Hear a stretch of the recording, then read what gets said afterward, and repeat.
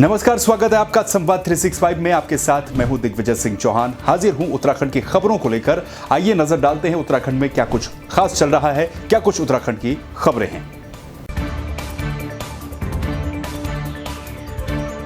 11वें ज्योतिर्लिंग बाबा केदारनाथ के कपाट सोमवार को खुल गए हैं। सुबह 5 बजे मेष लग्न में विधि विधान के साथ बाबा केदारनाथ के कपाट खोल दिए गए।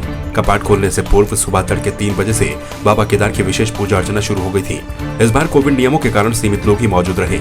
मंदिर में सिर्फ रावल, तीर्थ पुरोहित, पंडा समाज और हक हकूकधारियों को ही पूजा की अनुमति है। भगवान भोलेनाथ जी का कपाट खुल गया है। भगवान केदारनाथ जी का यहाँ से ही सब लोगों को दर्शन मिल रहा है। इस समय जो आए हुए महामारी की वजह से सबको दर्शन नहीं मिल रहे हैं। हम सबसे पहले जब कपाट खुल गए हैं, कपाट खुलने के बाद सबसे पहले यही संकल्प किया है भगवान केदारनाथ जी से, हे भगवान, हे भोलेनाथ, हे परब्रह्म परशु कैलाशपति, इस दुनिया में जो आए हुए ये महामारी है, बीमारी है, ये जल्दी से इस दुनिया से चले जाए।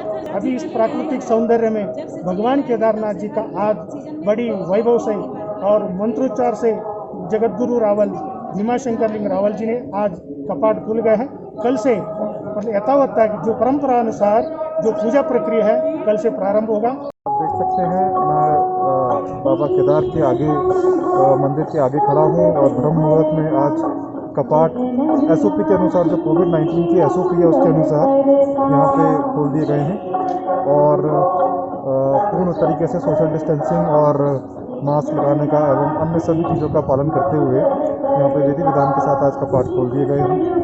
तो यही आशा करेंगे कि बाबा केदार पूरे विश्व पे, भारतवर्ष पे अपनी कृपा बनाए रखें।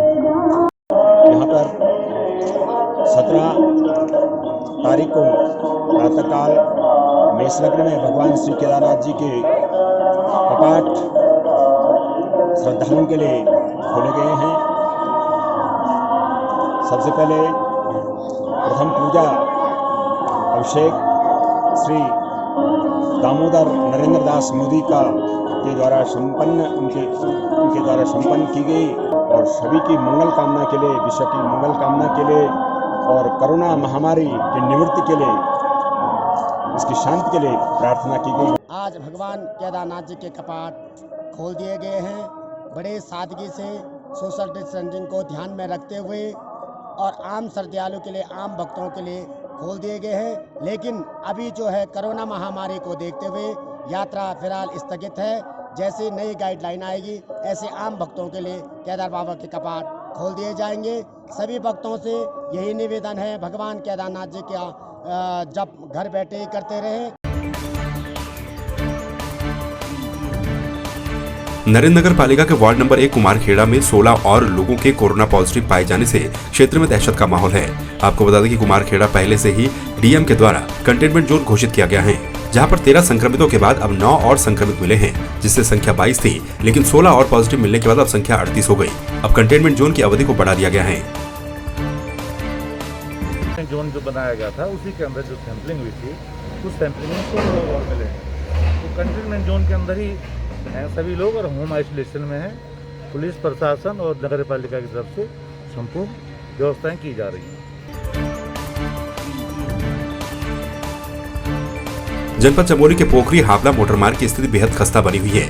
पीएमजीएसवाई की घोर लापरवाही के चलते 2 साल से सड़क का पुस्ता नहीं बन पाया। आलम यह है कि लोग जान जोखिम में डालने को मजबूर हैं, लेकिन अधिकारी गहरी नींद में सोए हुए हैं। जब पीएमजीएसवाई के जूनियर इंजीनियर से फोन पर संपर्क किया गया तो उन्होंने डीएम चमोली को इसका जिम्मेदार ठहराया। उन्होंने कहा कि इस कार्य को आपदा मद में होना था, लेकिन जिलाधिकारी इसके लिए पैसे स्वीकृत नहीं कर रहे।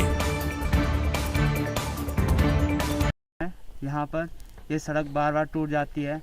ये आगे कई गाँवों को जोड़ती है। यहाँ पे इस सड़क का सुधारीकरण कब करेगी? सरकार से यही गुजारिश है कि इस सड़क का जल्दी से जल्दी सुधारीकरण किया जाए। सड़क की दयनीय स्थिति बनी हुई है, आप देख सकते हैं, और कभी भी यहाँ पर दुर्घटना हो सकती है। और 2 साल से, करीबन 2 साल से ये पुस्ता लगा नहीं है, तो दयनीय स्थिति है बहुत ज़्यादा। और बारिश में बहुत ही मतलब डेंजर हो जाता है यहाँ पर गाड़ियों के लिए। तो मिट्टी आती है ऊपर से, फिर यहाँ पे दलदल सा है। तो यहाँ पर काफ़ी संकरा मार्ग है ये, तो दुर्घटना कभी भी हो सकती है यहाँ पर।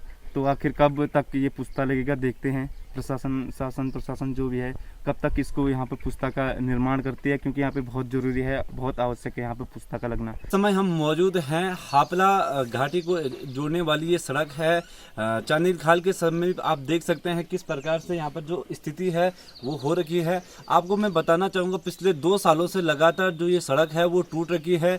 जब विभाग के तमाम आला अधिकारी से इस पर बात होती है, उनका साफ साफ आरोप है कि आपदा में इसका काम होना था, लेकिन जो जनपद की चमोली की डीएम हैं तो अभी उनके द्वारा पैसे रिलीज नहीं किया गया। आखिर जनता जाए तो जाएगा, कभी भी इस पर दुर्घटना हो सकती है और कौन इस दुर्घटना के जिम्मेदार होंगे ये देखने वाली बात होगी। लगातार बरसात और उसके अलावा आए दिन हमें देखने को मिलता है यहाँ पर तमाम प्रकार की गाड़ियाँ दिन भर से चलती आती नज़र आ रही है, लेकिन उसके बाद भी कभी भी वो दुर्घटनाग्रस्त हो सकती है, क्योंकि सड़क की स्थिति बेहद दयनीय है। विभाग गहरी नींद में है। अब देखने वाली बात ये होगी कब विभाग इस नींद से जागेगा और कब ये सड़क का सुधारीकरण होगा। मैं संदीप बर्तवाल, संवाद 365 के लिए पोखरी से। कोरोना महामारी से लड़ने के लिए सरकार स्वास्थ्य सुविधाओं को बेहतर से बेहतर करने में जुटी हुई है। ऐसे में तमाम सामाजिक संगठन और निजी संस्थाएं सरकार के साथ कदम से कदम मिलाकर चल रहे हैं। इसी क्रम में हंस फाउंडेशन के द्वारा माता मंगला और भोली जी महाराज के मार्गदर्शन में बीजापुर हाउस में मुख्यमंत्री तीरथ सिंह रावत को 40 oxygen concentrator, 60 nebulizer machine, 500 oximeter, 448 digital thermometer, 587 PP kit, 50 infrared thermometer, 300 oxygen mask समेत अन्य सामान दिया गया। हंस फाउंडेशन के द्वारा जल्द ही अन्य जनपदों के लिए भी सामग्री उपलब्ध करवाई जाएगी। बागेश्वर में पुलिस विभाग के अभियान मिशन हौसला के तहत जिले की पुलिस के पास कोरोना की दूसरी लहर में अब तक कुल 70 कॉलें आ चुकी हैं, जिसमें 35 मेडिकल से संबंधित हैं। लोगों की समस्याओं के समाधान के लिए खाकी दिन रात काम कर रही है। संक्रमण काल के दौरान पुलिस की इस भूमिका की भी लोग जमकर सराहना कर रहे हैं। पिछले साल भी पुलिस ने लोगों की काफी मदद की थी।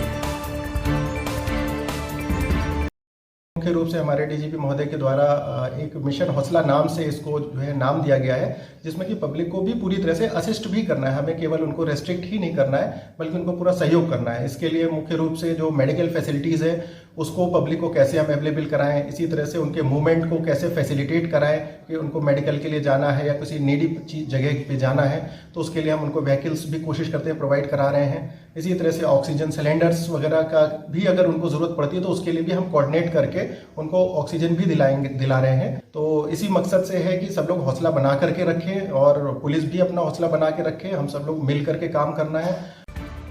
तो आपने देखा उत्तराखंड में क्या कुछ खास चल रहा है, क्या कुछ उत्तराखंड की खबरें रही। एक बार फिर से आपके सामने हाजिर होंगे उत्तराखंड की कुछ और खबरों के साथ। तब तक के लिए आप बने रहिए संवाद 365 के साथ। नमस्कार।